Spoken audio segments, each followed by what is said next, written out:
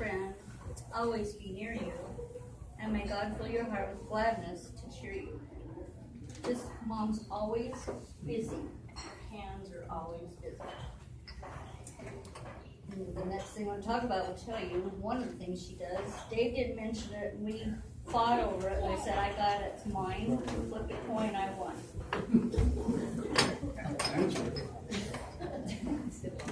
This time. Lock her in the closet. Yeah. Anyway, there is something that Mom does every single year, and it pretty much affects every single person in this room, one way or the other. That's one. He already said that. I let him have the cookies. The other thing is the Christmas wreaths she makes every year for the cemetery. I asked her one day, when did you start making these? She said, actually, her dad started in 1985, 32 years ago. Made a few, back then there was just a few. Nope. And since Dad passed in 94, 23 years ago, Mom is 90. Yeah, we've pitched in here and there. She says every single year, I'm not going to make a mixture. I'm just not going to make a mixture. Every year, I'm not going to make a mixture. Can't wait till the Christmas tree stands. Yes, by Safeway. They haul the Christmas trees in. Those guys can't wait because Mom brings them cookies. They give her the fir boughs off of the bottom of the tree so she can make Christmas trees. It's a cycle, a circle of love, whatever, that turns, you know. This year, she's been making them for 23 years then. This year we took 26 of them to the cemetery. So Mom made she made all of them herself this year. I got to haul for I went and I took her to the dollar store, we bought little things, and we all went to the cemetery, so. I honestly think, I believe it's Mom's way of giving. Her thankfulness, her thoughtfulness, and for busyness. It's kind of like the Irish blessing says, there will always be work for your hands to do. That's I vaguely remember picking raspberries. Or berries at all. And that's when I was in bottom row, which was probably about this high.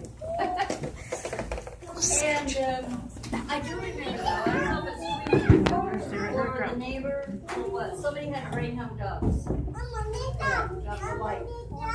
Well, Virginia. Virginia. Anyway, all I remember is the dogs and Mom. I got to go play with the dogs. That's kind of why you never finished your roll. Well, I don't know. I probably played with trucks and Mom and I have a way of communicating. It's called using your hands. Oh, you know what I mean. It's this big, even on the phone. Her hands are going and sort of mine. She said, if you just see my hands, you know what I mean. I go, well, if you didn't see mine, I'm trying to figure that out. Is it bigger than a bread box or what, you know? But we, just the other day when we had lunch, so I can't remember the conversation, but she looked over at me because I answered. She goes, see, she knew what I meant. That was in years. So, yeah, right? Anyway, we usually, that's how we communicate. We finish each other's sentences and stuff. There's some I need to mention. I know Mom will appreciate this. When we're shopping, going errands, running here, there, I pick her up and she might know an address, but I don't turn on a GPS or anything. I rely on Mom's memory.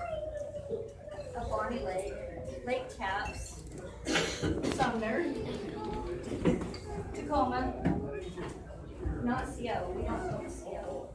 And, but we get in, we call it the blind leading the blind.